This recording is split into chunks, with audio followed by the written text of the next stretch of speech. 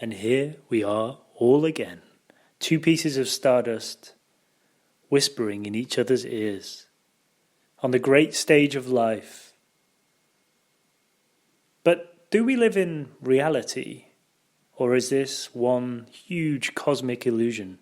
Society would like us to think our consciousness is constantly preoccupied with memory and expectation, a kind of mass hypnosis, if you like. And while our wonderful leaders like to think that we're pawns in one great game of chess, the truth is that we're all Shakespeare. God's pencil in our hands, standing on the precipice of both magnificence and tragedy in every moment. But the secret, well, that's very clear now to you because you've been on this journey with me.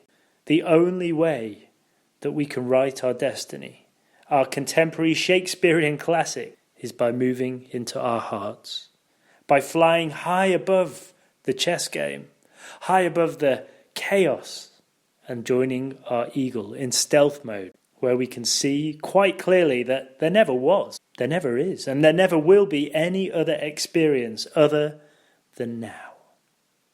Right now. Because, beautiful people, I think the time has come to stop. To stop looking at that pendulum of time and to just look, to observe, to feel, to smell, and to listen to divinity at play. And when you do stop, wow, it's pretty incredible, right? Even as I say this, a butterfly has just flown past. There's a tree just moving in the wind. The sky is blue, but the clouds are shaped in incredible wisps, like art. I can smell someone cooking in the distance. I can smell the daisies in the field. It is constantly perfect. And so many people spend all their time dreaming of their kids growing up when they'll have more time, of their next job, of an improved salary, of life after COVID-19. So many people I speak to are obsessing about their holiday in the sun in 6 months' time that might not even happen, because that is their escape. They're trying to run away from now. They're dreaming about their retirement when they can finally stop working, put their feet up and smoke a cosmic cigar overlooking the Golden Gate Bridge. Maybe a time when they'll have better health, when the disease or the dis-ease in their life is finally over, when the menopause is gone. And yet, the truth is that we're all living our Shakespearean life right now. And to have a perfectness and nowness in our life, to play out the script that we wrote with an angel or with God or whoever it is we are before we come here, the truth is we need magnificence and tragedy in our life. Not all the time, but they both need to play out simultaneously, because to be magnificent, there needs to be tragedy. And tragedy is just a human definition. Actually, I don't think tragedy truly is tragedy in the Shakespearean sense anyway. You see, if we sit there waiting for tragedy to come, we lose the magnificence. And to put it in a personal story, I've just returned from England where I saw my mum, and as you know, if you've listened to these before, she's not in a great state of health. And every morning I woke up knowing that there was a chance I'd go downstairs in her house and that she would no longer be there in her physical form. And every morning I lay in my bed for 5-6 minutes, wrestling between my ego and my soul, my human side and my spirit, thinking what a disaster it would be if I saw her and she was no longer breathing. And yet, as soon as I went up to Eagle, I just saw gentle waves in the ocean. I saw just the natural order of life playing out. And I also realized that that person in your life who you so don't want to die, that person in your life that maybe you've already lost, has just played out an Oscar-winning performance in The Great Illusion. They have just been an incredible actor in the great play because you fell in love with them. You loved them in your life. So much so that you believe that that love is inside them.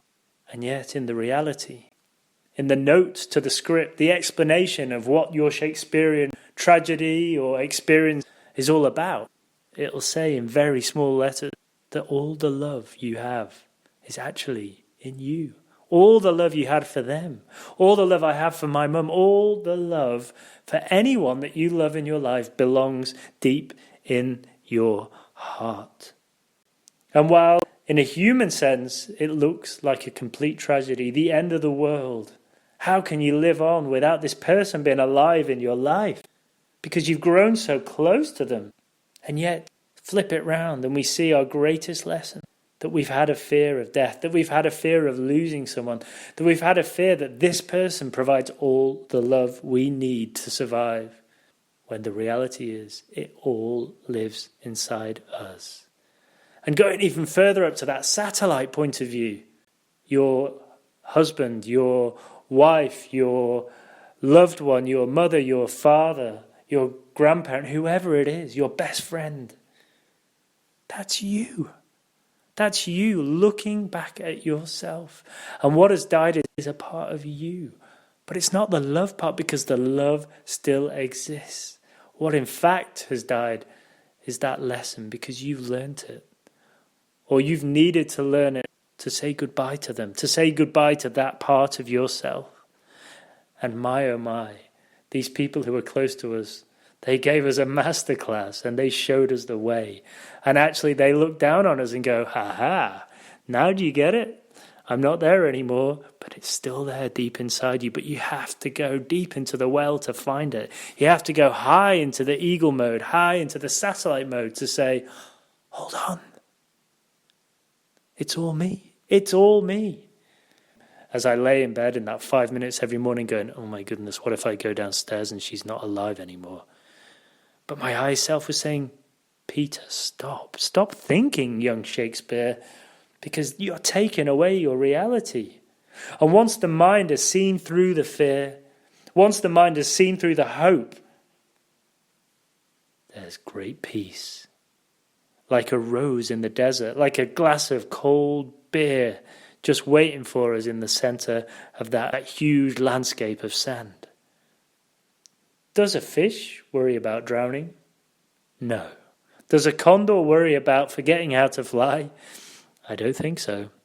Does a tree worry about standing up? Does it worry about the weather? No. It just stands there and it accepts it. It accepts whatever will come because it knows that life is life and it's always played out perfectly. Even COVID-19. If someone's died, if someone's got a disease, if somebody has had great trauma, it's actually the way the stars want it to be. So why should a human worry about living or breathing or dying? Because that's all we do. Deep down, we love, we live, we breathe, we die. When it comes down to it, our bodies are just a sack of skin and bones, like the shell of a hermit crab, and a hermit crab constantly moves from home to home, just like we constantly move from life to life, from life to death to life. But death is life and life is death. It's just a temporary house for a piece of beautiful, exquisite, perfectly designed stardust, a piece of God, our true magic. Now, I've mentioned Shakespeare, and I thought before I did this, I'd just find a few quotes from Shakespeare plays and Shakespeare books, just to see how much this genius understood what life was all about. And one of the quotes in As You Like It says, all the world is a stage, and all the men and women merely players. They have their exits, they have their entrances, and one man in his time plays many parts. So you see, all the answers were there. They're all there for us. And yet so many of us, probably 99.9% of the people on this planet, just don't see behind the words, to be or not to be. That's exactly the same.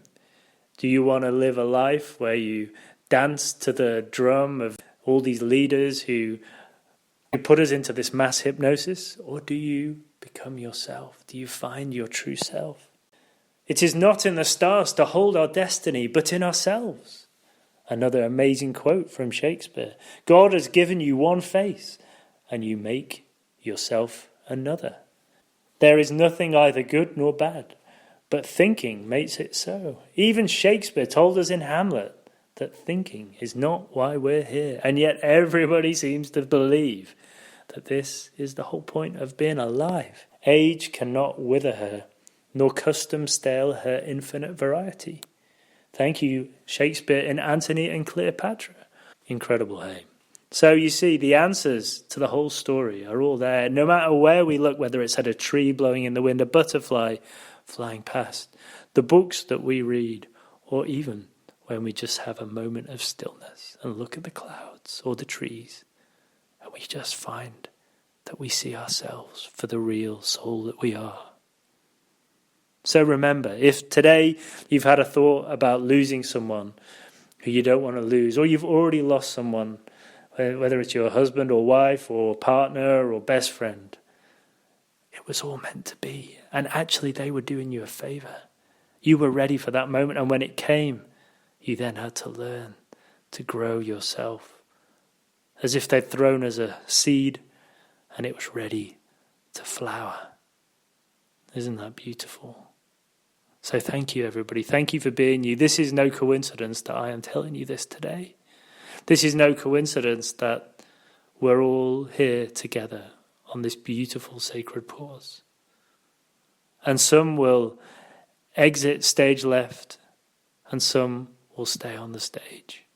But all of us are divine, and we're all perfect actors in this wonderful tragedy of magnificence. Have a wonderful day. I love you all. Namaste.